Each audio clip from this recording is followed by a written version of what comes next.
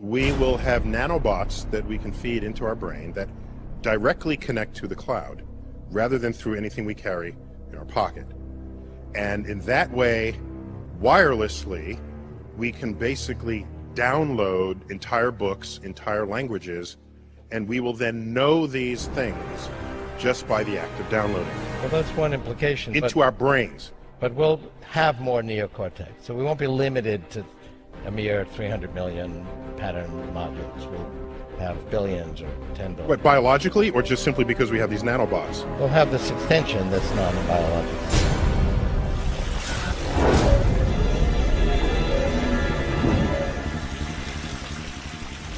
Scientists predict the outbreak of at least 37 viruses which are capable of annihilating humanity. Flu strains will mutate rapidly and start affecting the human nervous system and DNA. Moreover, those viruses will be resistant to any type of drugs known today. But we've got something that might help. A pill to cure all diseases has been invented. And this technology could actually help you live up to 150 years.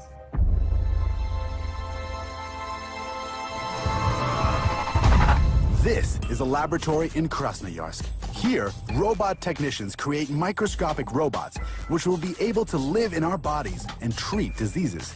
There are millions of them on this plate. Are you ready to see them? Here is what a nanodisc looks like. It's so tiny that 50,000 of these put in a row are still thinner than a human hair.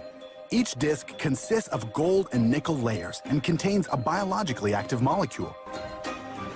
Today, this white rat is our patient. Our rat is put into a device with a magnetic field, which helps to operate nanodiscs. The magnetic field to operate nanodiscs. A company based in Boston, they've just created what they believe to be the first potential coronavirus vaccine. Obviously, this won't be available on the market for months. However, I have suspicions and curiosities regarding the vaccine, the potential for a vaccine for coronavirus or for COVID-19, and the possibility that inside that medicine, inside that vaccine, or used to create that vaccine, nanobots, nanomites, basically nano robotics. You can see in the images on the screen how small they are, down to the size of a red blood cell and smaller. Now, in my interpretation, if these nanobots are injected into the bloodstream, and they're the things that are responsible for making people better, obviously people are gonna, they're not gonna know it's nanotechnology, but the vaccine is gonna work just to the masses. That's how it's gonna look. The vaccine is going to work, so a lot of people are gonna get it. Now, after the virus has been cured by the nanobots, they don't leave the system. They stay within the body and can in fact, collect somewhere in the body and just sit there waiting for what? The final thing, 5G. Now we know that they started releasing this 5th generation wireless technology in 2019, and we're going to have a wide rollout throughout 2020. Now, I feel that the 5G technology could be used to send commands to those nanobots, that if the vaccine contains nanobots or nanorobotics, and those robots, those nanobots, are kept within the human body, they could be used at a later date.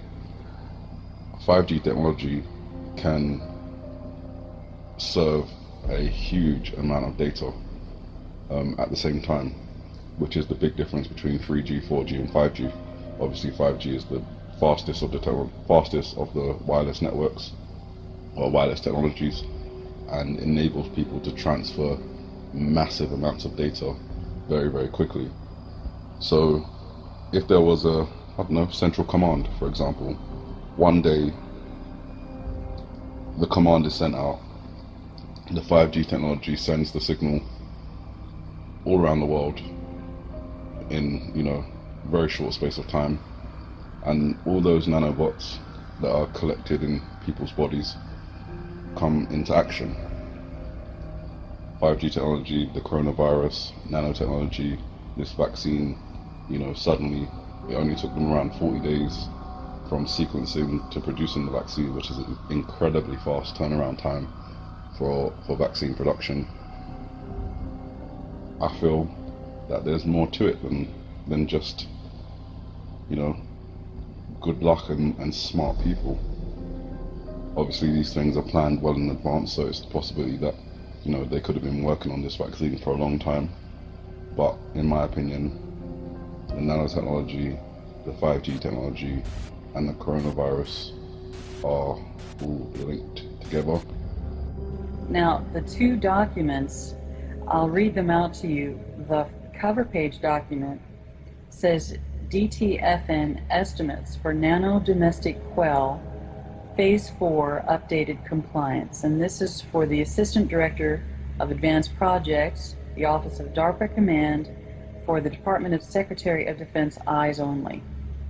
Then it describes nano-domestic quell in the other document, and it says that there needs to be more inflows of dispersal in Pepsi Company, 9.9% more, Nestle, 8.5% more. It goes on with the different percentages.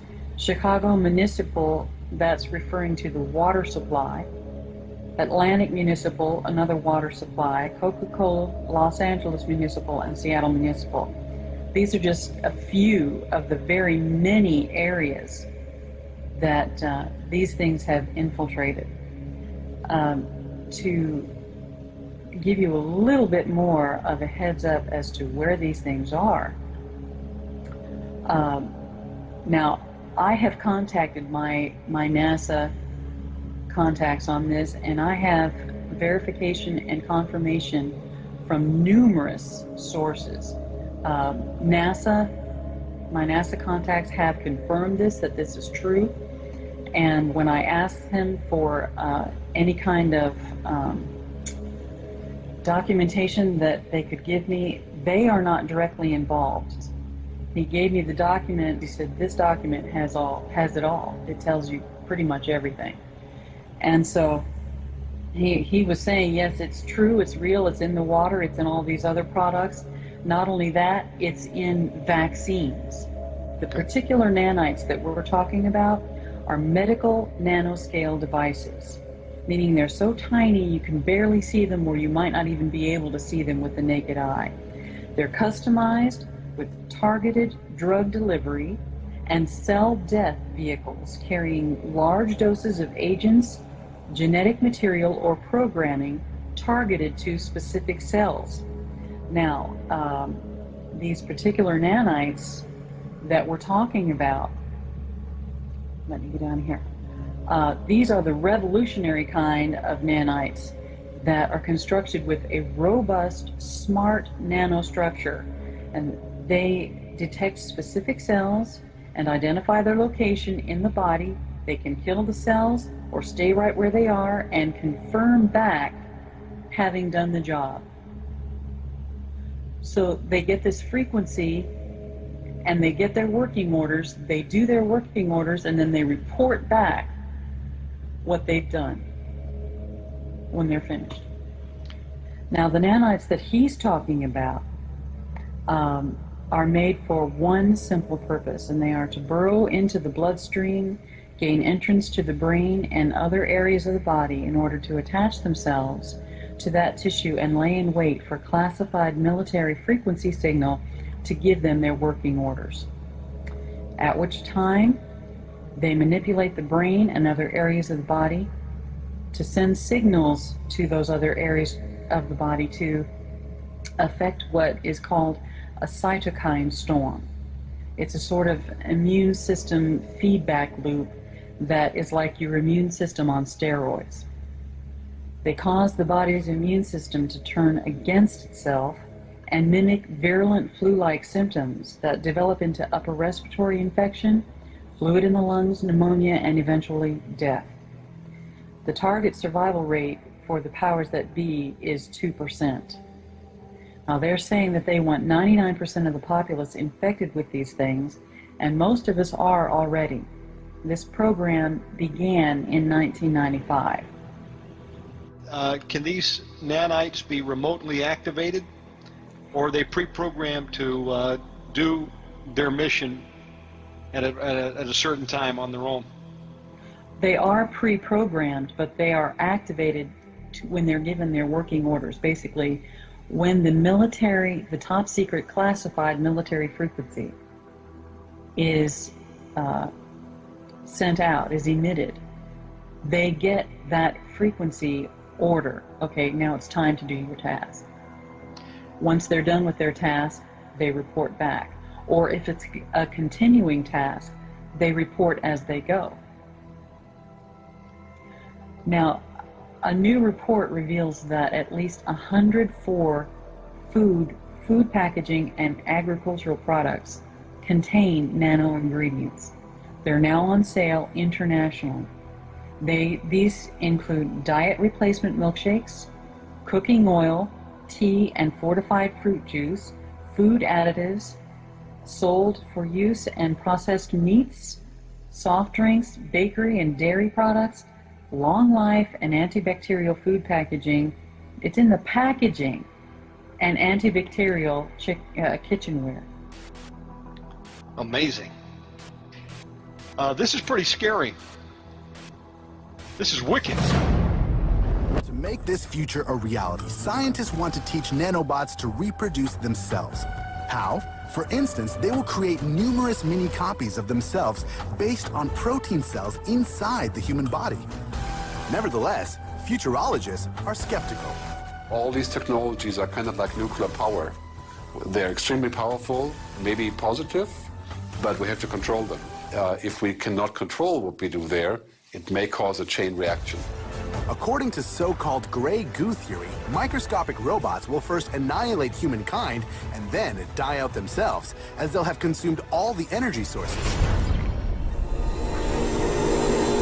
Well, Elon Musk's next project isn't a car or a spaceship or a solar panel. The executive's latest startup is called Neuralink, which focuses on the goal of implanting chips into human brains and also connecting brains to computers. Here's what Elon Musk said at a conference in California about the technology last night.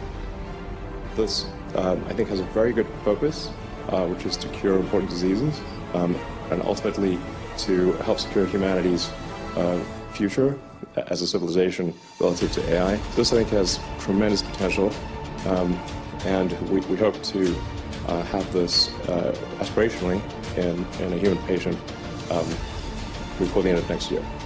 This is not far.